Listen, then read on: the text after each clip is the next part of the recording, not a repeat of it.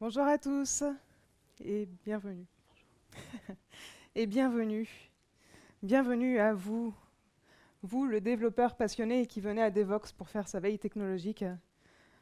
Vous, le développeur qui êtes au service de son équipe, au service de ses collègues développeurs, de ses product managers, mais aussi des clients. Vous, les développeurs qui faites du front-end depuis si longtemps. Oh, et puis le front-end, ça a bien changé. Aujourd'hui, le CSS est devenu très accessible, presque facile. Et puis, tous les frameworks qui émergent rendent vraiment notre vie beaucoup plus évidente en tant que front-end développeur. Un jour, votre product owner, product manager, product whatever, vient vous voir et vous demande, à vous et à votre équipe, une nouvelle mission. Celle de réécrire tous vos templates d'email. Et alors, des templates d'email, chouette, j'avais l'habitude de faire des sites web, et je ne connais pas les templates. Et alors, c'est tout naturellement que vous vous proposez tout de suite d'aider votre collègue, comme vous le faites si bien tous les jours, sans savoir pour autant que peut-être c'était un piège. Mais peu importe, vous y allez. C'est un nouveau challenge, c'est intéressant, et on vous fait confiance. Alors c'est parti. Vous commencez vos recherches. Et vous regardez un petit peu qu'est-ce que c'est un email, comment on écrit un email pour commencer. Il y a plusieurs façons d'en écrire. Et vous voyez en premier lieu qu'il existe les mails de type plain text, qui sont simplement du texte brut. On peut écrire un peu de markdown sans qu'il soit formaté, des petites listes. Il n'y a pas de couleur, il n'y a pas de gras, il n'y a pas d'italique. C'est assez simple, brut, mais au moins le copier-coller fonctionne bien.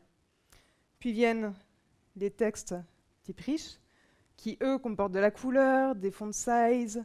On peut avoir du bold, de l'italique, c'est bien plus joli. Et vous vous rendez compte que c'est ce genre d'email que vous envoyez à votre tante Simone tous les week-ends, ou à vos collègues avec des petites blagues à l'intérieur. C'est vraiment ce type de mail que vous connaissez le plus.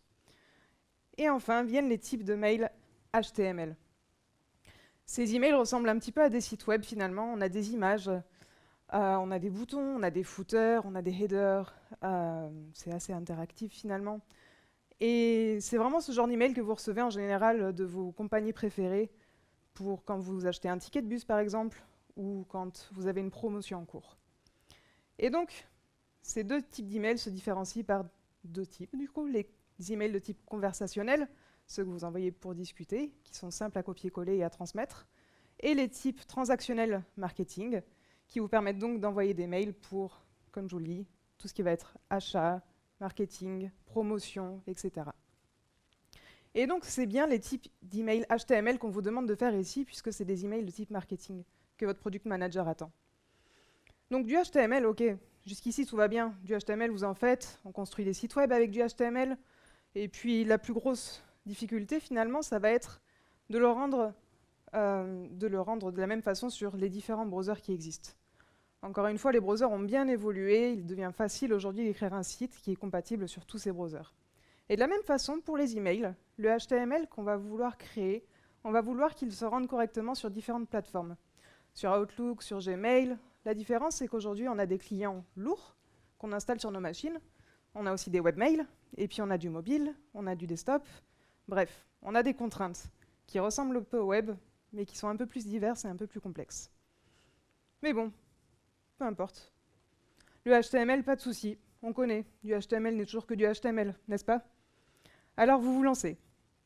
Et vous écrivez votre premier template assez brut, assez bête et méchant, avec simplement un petit header, une image, un bouton, un petit footer. Vraiment quelque chose de basique et de suffisamment générique pour que votre product owner ensuite puisse le réutiliser pour diverses campagnes. Donc vous le rendez sur Chrome, ça marche bien. Qu'est-ce qui peut se passer de mal? Et alors vous l'envoyez sur vos deux clients mail préférés qui sont Gmail. Et en fait, finalement, on se rend compte que c'est pas exactement ce qu'on attendait sur Gmail. On voit que les images sont un peu étirées. Bon, le bouton se porte bien, c'est toujours ça. Mais les images vraiment ne collent pas du tout à ce qu'on cherchait. Puis vous l'envoyez sur votre boîte pro Outlook, qui est sur votre desktop, avec un thème sombre. Et là encore, c'est un peu raté, à quelque chose près. Et donc, effectivement, c'était pas exactement ça qu'on cherchait à faire. Et on se rend compte que finalement, c'est vraiment la tâche qui va être plus ardue que ce qu'on pensait. Et du coup, vous vous posez la question de qu'est-ce que je fais maintenant? Comment je peux styliser un peu mon email? Qu'est-ce qu'il y a à m'apporter? Comment je peux créer des styles? Comment je peux créer des layouts, même disposer mes éléments? Et il y a un outil magique qui existe, qui s'appelle Can I Email. Vous vous rendez compte que c'est le pendant email de Can I Use qui nous permet de connaître le taux de compatibilité de propriétés CSS ou de tags HTML sur les différents browsers. Can I Email fait la même chose, mais pour les emails. Et c'est génial. Alors du coup, vous vous dites, cool, alors est-ce que je peux utiliser ma propriété CSS préférée pour disposer mes éléments, qui est Flex? Et bon, Flex, on se rend compte que ça ne va pas fonctionner, sur Outlook notamment. Bon, Flex, c'est pas grave, j'étais peut-être un peu optimiste, finalement c'est récent, Flex. Mais qu'est-ce qui venait avant Flex finalement? Qu'est-ce que j'utilisais avant? Vous fouillez votre mémoire et... Ah, avant j'utilisais les floats. Float left, float right, clear both, oui. Et donc vous cherchez du coup float, et là vous vous rendez compte que... Non, ça va pas marcher non plus. Toujours à Outlook d'ailleurs. Et là vous vous dites, mais est-ce que je vais pouvoir styliser mon email?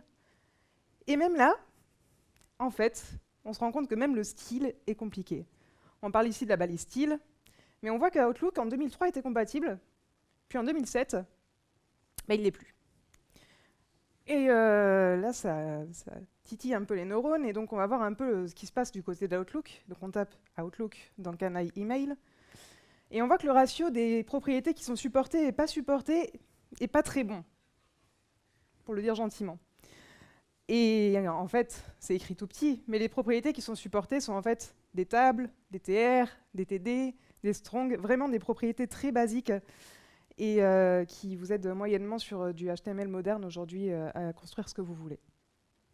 La raison derrière cela, c'est que en 2007, alors que Apple révolutionne le monde entier en sortant son premier iPhone, la même année, Outlook décide de passer son moteur de rendu d'Outlook, du coup, de Internet Explorer vers Word. Et donc, qui n'est pas un moteur de rendu HTML. Donc, ceci explique cela. On fait un petit pas en arrière. Et donc, on se rend compte là, à ce moment-là, que sur Outlook, c'est compliqué et ça va vraiment l'être. Donc bon, ok, on sait ce qu'on ne peut pas faire. Concentrons-nous un peu sur qu'est-ce qu'on doit faire, absolument. Et là, il y a des choses vraiment importantes qu'il faut prendre en considération quand on écrit ces templates de mail, notamment pour le mobile. Il faut savoir qu'une fois que vous avez envoyé votre HTML, le client le reçoit, vous ne pouvez plus le changer, ce n'est pas un site web, vous ne pouvez plus le deploy. C'est important d'être sûr de ce qu'on ship à ce moment-là.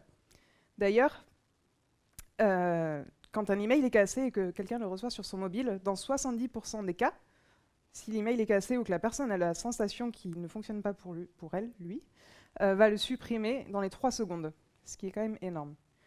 Il faut aussi savoir que 43% des emails sont reçus sur un mobile, donc c'est clairement pas une audience qu'il faut négliger. On a aussi des utilisateurs mobiles qui regardent beaucoup plus leurs emails sur leur téléphone aujourd'hui. Je ne sais pas vous, je suis constamment sur mon téléphone, j'ai des notifications, dès que je reçois un email, je le regarde.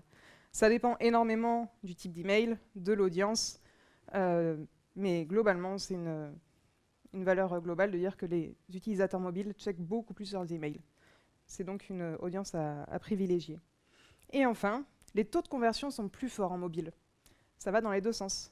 Vous les impactez positivement, ils vont convertir mieux, mais par contre, s'ils ont la sensation que votre email est cassé ou qu'il y a quelque chose qui ne leur plaît pas dedans, ça va impacter l'image de marque de votre entreprise. Et ils vont convertir moins fort aussi par la suite s'ils doivent se rendre sur votre site.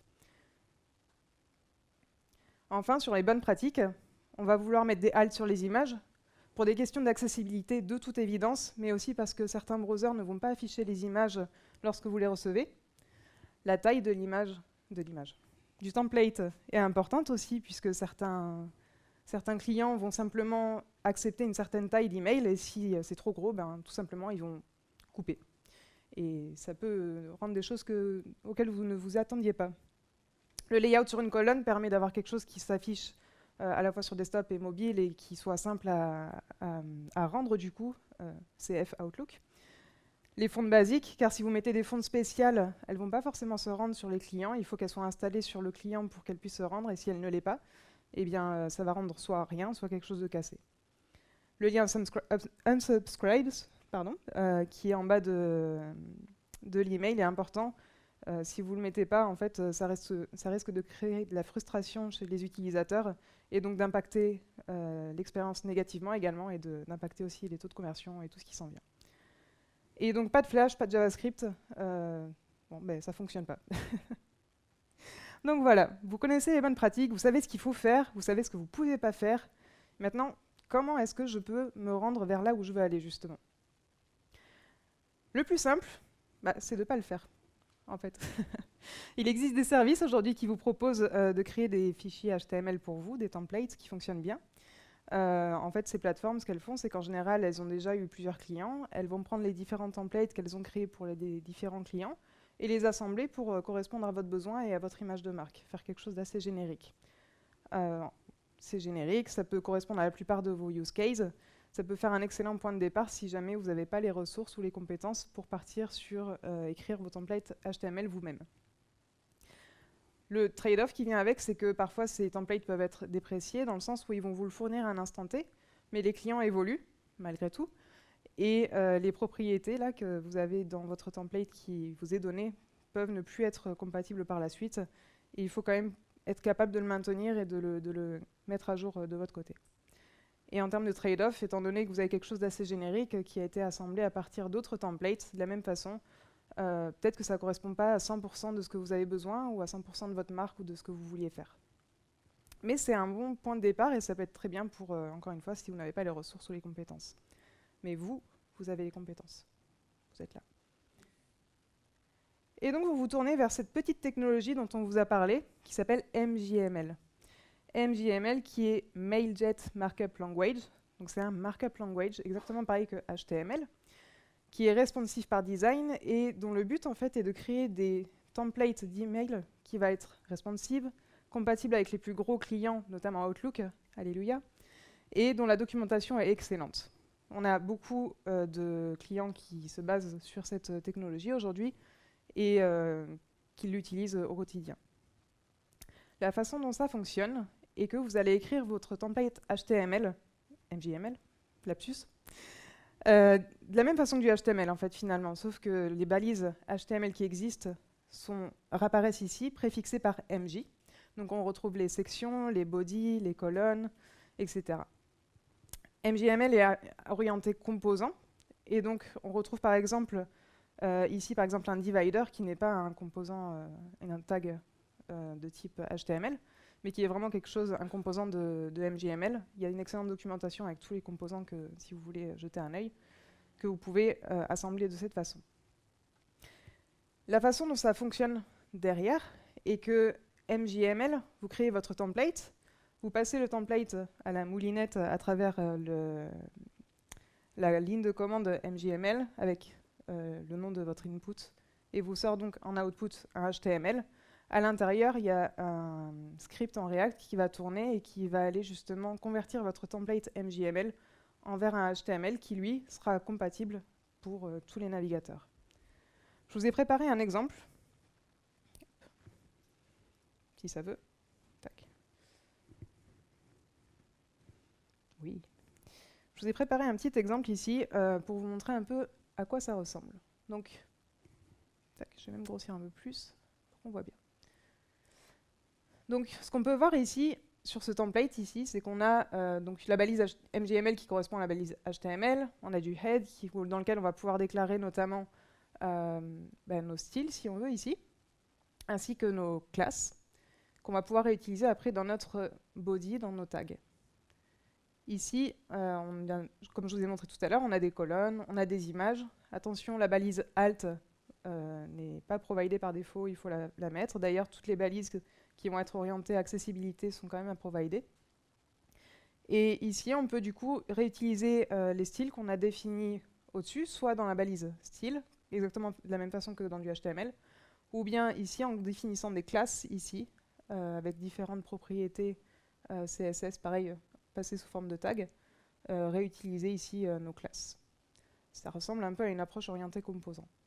Et c'est d'autant plus orienté composant que ici on peut même inclure des des templates MGML que vous avez définis ailleurs.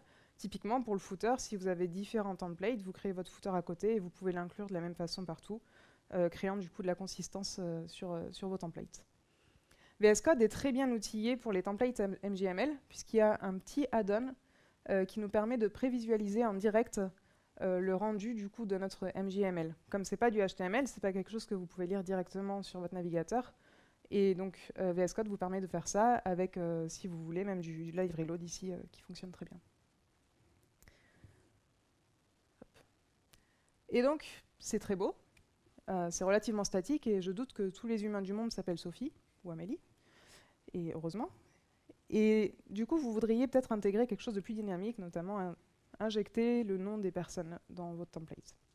Et pour ça, vous ne pouvez pas seulement utiliser MGML, puisque MGML est un markup language et non pas un templating language, et n'a clairement pas vocation à l'être. Il y a énormément de librairies aujourd'hui qui vous permettent d'injecter des variables de type handlebars, etc. Et on a choisi, j'ai choisi, de m'orienter vers React. Pour la raison que React, comme dans beaucoup d'entreprises, est la librairie qu'on utilise en interne pour tous nos projets.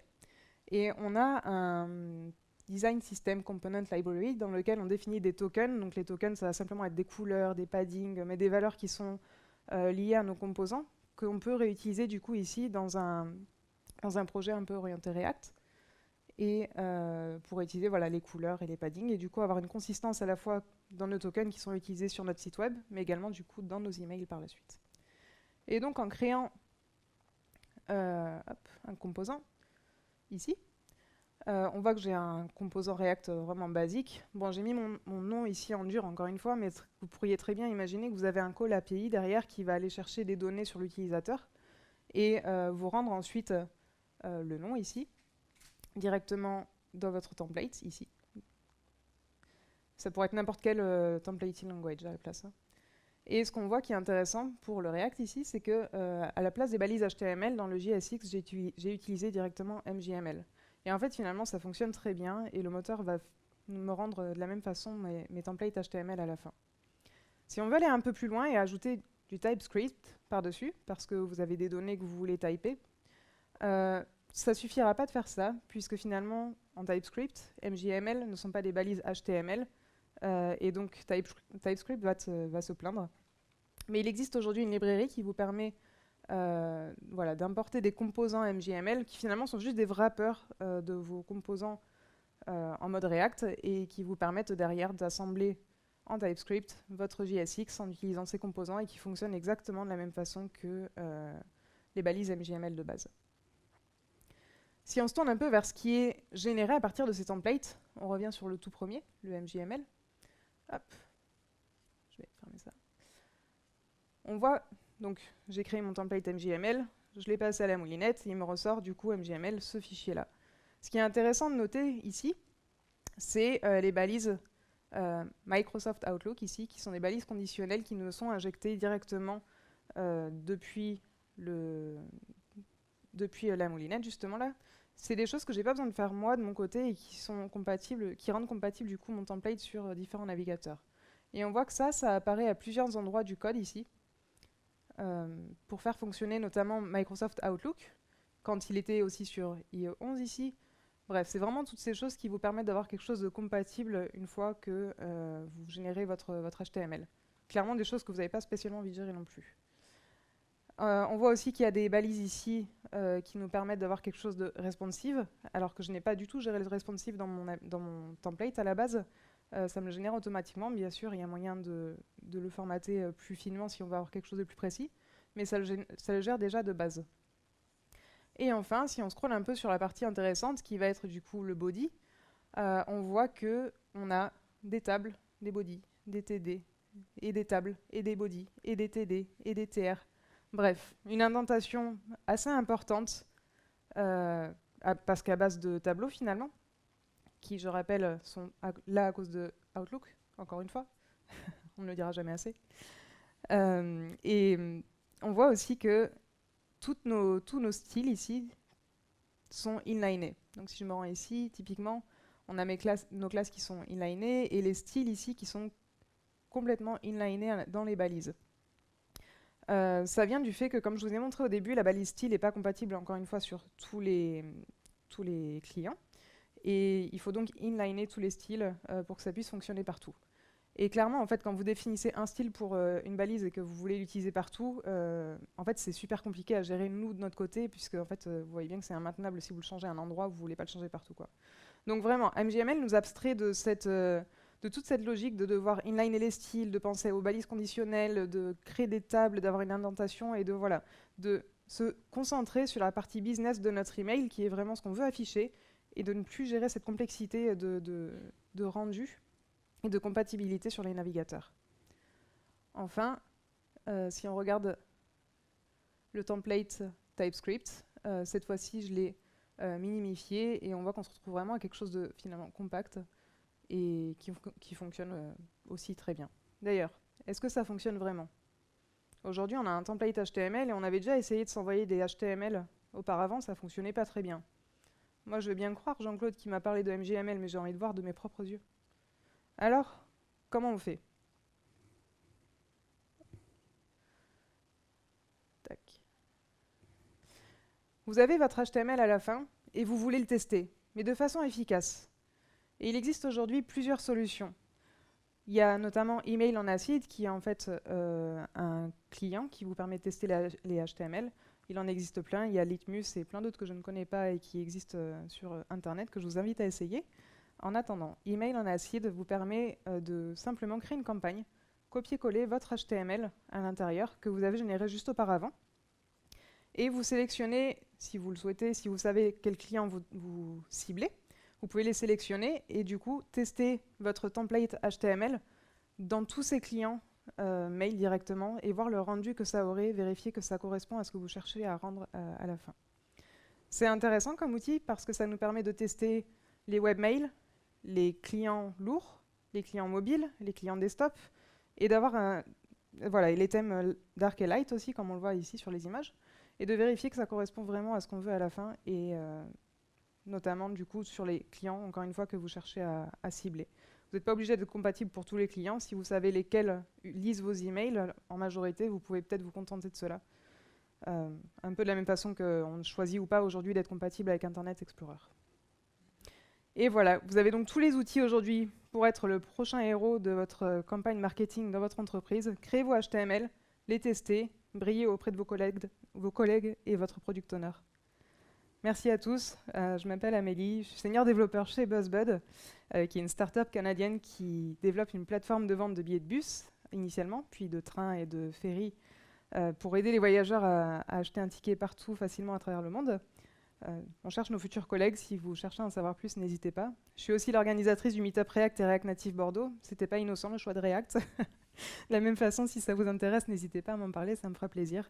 Et voilà, je parle plusieurs langages et je vous remercie. Si vous souhaitez regarder un peu les templates que j'ai créés, qui sont extrêmement basiques, ils sont disponibles sur ce gros QR code. Et merci à tous d'être venus aujourd'hui.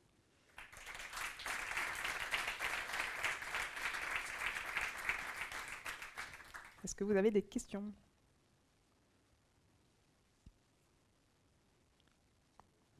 Pas de questions. Ah, une question là-bas, une question là-bas. Les standards de template, Attends, tiens, je passe le micro. c'est un standard ou c'est implémenté par Mailjet? La question c'est est-ce que c'est implémenté par Mailjet ou est-ce que c'est un standard? La réponse est c'est implémenté par Mailjet aujourd'hui. D'ailleurs, il y a Mailjet dans le nom, donc je pense que ça laisse pas trop de doute. Et c'est eux qui l'implémentent, qui le maintiennent aujourd'hui, mais c'est largement utilisé, c'est open source et les gens peuvent construire autour de tout ça aussi. Bonjour, merci pour la presse. Je me posais la question, comment, si j'ai un seul output HTML, comment je peux réagir avec le mode dark et le mode light? C'est une bonne question. J'avoue que je ne m'y suis pas trop concentrée dans le sens où aujourd'hui, nous, on cherche à afficher qu'un seul type de rendu, que ce soit light ou dark. On ne cherche pas à justement gérer ces types de thèmes. On cherche seulement à ce que, sur un terme dark, on affiche le background blanc. Mais c'est une bonne question. J'avoue que je ne sais pas. Il faudrait regarder sur la documentation si c'est géré. Je regarderai, je pourrais te répondre ensuite si tu veux.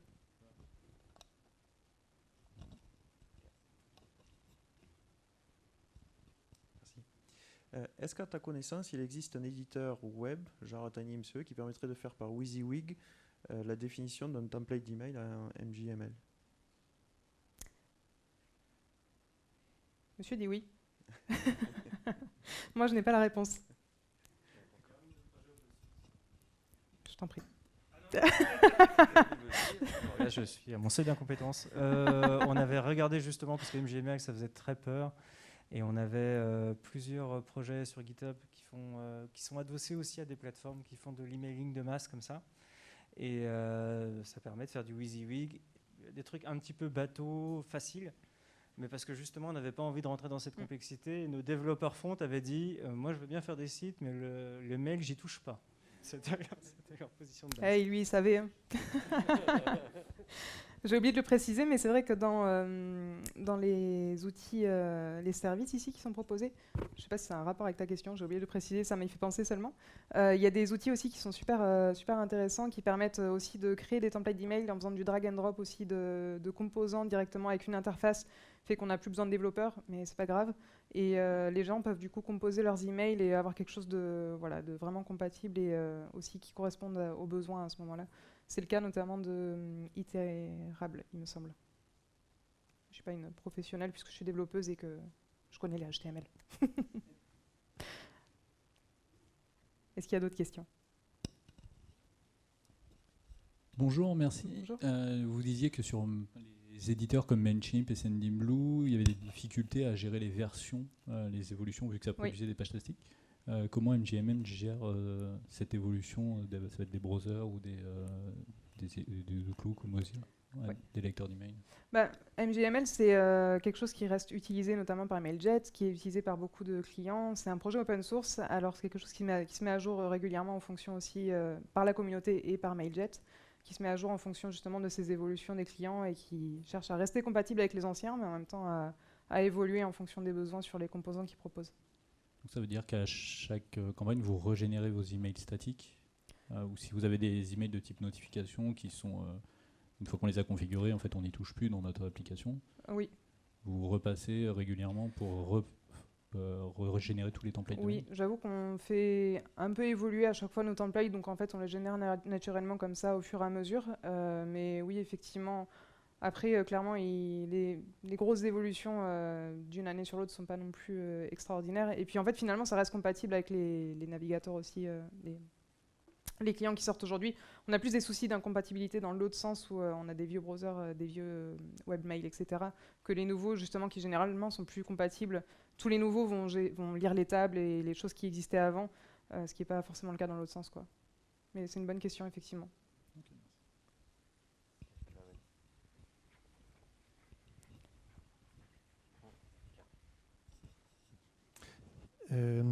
C'est une question qui s'est résolue le temps que le micro arrive. J'allais dire quid du mode print, parce qu'il y a encore beaucoup de clients qui impriment les emails qu'ils reçoivent. Oui. Mais j'imagine que du coup ça dépend du client mail et qu'à partir du moment où il reçoit un truc lisible, il peut le...